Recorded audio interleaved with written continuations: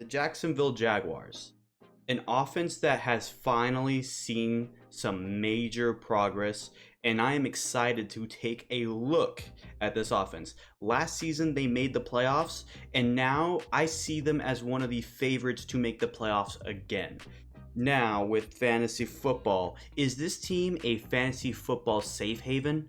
Let's find out.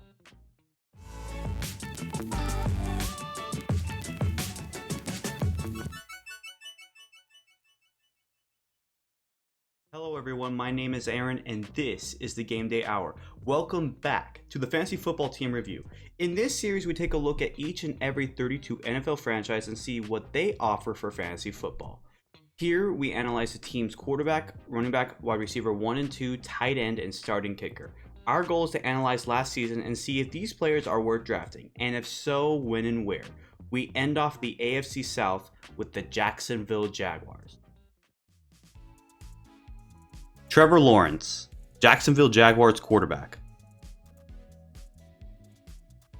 A very impressive quarterback indeed. And last season, he just proved to me that he has entered the elite status of quarterbacks. Maybe not all-star elite like Patrick Mahomes and Joe Burrow, but definitely an elite status quarterback, and that's Trevor Lawrence. Trevor Lawrence impressed me last year. He managed to take a Jaguars team, which I thought had no future that season, to the divisional round where they barely lost to Kansas City. So with that said, we should probably take a look at his stats. Last year, he played in all 17 games. He had 387 completions, that was 7th, to 584 attempts, that's also 7th. 66.3% of his passes completed, that is 13th, that's just below 2/3, but very close to there. He had 4,113 passing yards, that's 9th. He had 25 touchdowns, that's tied for 8th, and he had 8 interceptions, that's tied for 91st. That gave him 341 total fantasy points, that is 7th among all quarterbacks. He had one impressive season, and I think he's going to get better. His offense got better. And because of that, he is somebody I would 100% draft. He is in my top 10 of rankings at number 10. And to me, he is either a mid to late quarterback 1 or a mid to high quarterback 2. Depends on where you want to draft him. I think he's just dead set in the middle of that spectrum. And I see him being drafted in the early rounds, like the rounds 2 at late, probably 5. But man, is he a fun quarterback to have on your team. And again, with the whole wide receiver got buffed, no offense to any other team in the AFC South, but this is probably the best wide receiver core that I have seen in this division so far. So Trevor Lawrence has a few weapons to go for. So if you are looking to probably run a draft where you're going with high running backs, wide receivers, then a first quarterback in Trevor Lawrence would probably be a very viable option. I'm very excited to see what he does this season. The Jaguars are going to be fun with him this year. Travis Etienne Jr., Jacksonville Jaguars running back. So for a little bit, the Jaguars had 2 running backs they were working with. That was James Robinson before he got traded and Travis Etienne. Now they're fully going with Etienne, so he's going to be the long-term starter, or at least the supposed long-term starter. And his stats last season were actually pretty good. He played 17 games last year and he had 220 carries, that's tied for 13th, 1,125 rushing yards, that's 9th, 5 touchdowns, that's tied for 25th, and 194 total fantasy points, that's 17th. He cracked the top 40 of all running backs, so that's nice. It seems like he's going to get more improvement with this better offense because he'll have more opportunities to shine in other places. I just also want to see his touchdowns go up as well. And because of this, he is definitely somebody I would draft. I have him ranked 9th among all running backs, just in between Tony Pollard and Dalvin Cook, who's not on the team right now. So I see Jacksonville utilizing the run game pretty well this year, another 1,000-yard season coming up, and potentially more than 5 touchdowns. If that's the case, then he is a top, like, round 1, 2, or 3 draft pick. I most likely see him going in round 2, if anything, maybe a late round 2, but you're down in late round 2 and you need a running back, he's a pretty good pickup. So take into account Travis Etienne. Christian Kirk, Jacksonville Jaguars wide receiver 1. Now we're going to take a look at what I think is the best wide receiver core in this entire division. And we're starting with Christian Kirk. I was kind of surprised to hear that Kirk was going to be the starting, or at least the wide receiver 1 on the depth chart. But it kind of makes sense since Calvin Ridley was suspended for football for a year. So it's probably better that Kirk is in this number 1 position. And last year, he played very well. He played 17 games last year. In those 17 games, he had 84 receptions. That's tied for 18th. 1,108 receiving yards. That was 14th. He had 8 touchdowns, which was tied for 11th. And he had 235 total fantasy points. That was 12th among all receivers. He had himself a year. And it's good that he's going to be in the starting position. It will give Ridley some time to get back into the groove of things. And because of this, I believe that Kirk is going to be a very much draftable guy. I see him being somewhere in the wide receiver 2 and 3.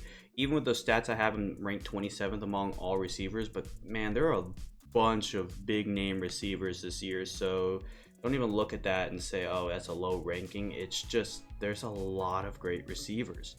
And honestly, Kirk could be somebody that goes up in the rankings, of course. And same with Ridley. I have Ridley right behind, but we'll get to that in a minute. This whole 27 area, it's still great enough to produce like a mid to, I wouldn't say late round. I'd say he's somewhere in between rounds 5 and 8. That's like the middle of the pack rounds. And if you guys need to get a receiver in those rounds, he is one of the best that you can possibly get. But be sure you also don't get Calvin Ridley along with that, because bye weeks, and I'll get to, draft later in August. But now it's time to move on to Calvin Ridley, who took a year off of football. Calvin Ridley, Jacksonville Jaguars wide receiver 2. So being suspended for 1 year by gambling was Calvin Ridley, and the Falcons traded him to Jacksonville, and I don't know what the Falcons were thinking. I thought they should have kept him for Desmond Ridder, but I guess they didn't want to be associated, so they just gave him to Jacksonville.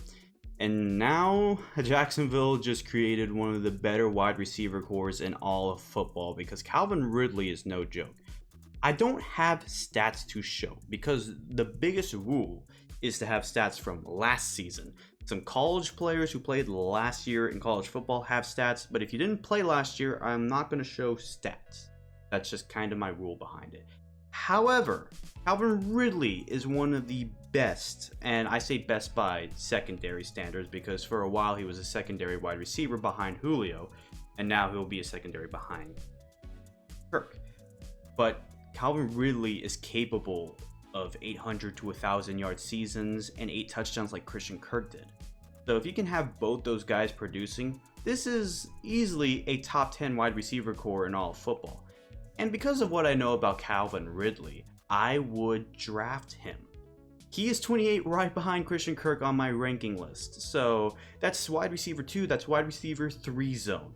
That's close to wide receiver 4, but he's really not in that zone. I don't see him as a 1 just yet. Maybe he'll move his way up to a 1, but at the moment, I see Calvin Ridley as a great complementary weapon alongside Christian Kirk for Trevor Lawrence. Evan Ingram, Jacksonville Jaguars tight end.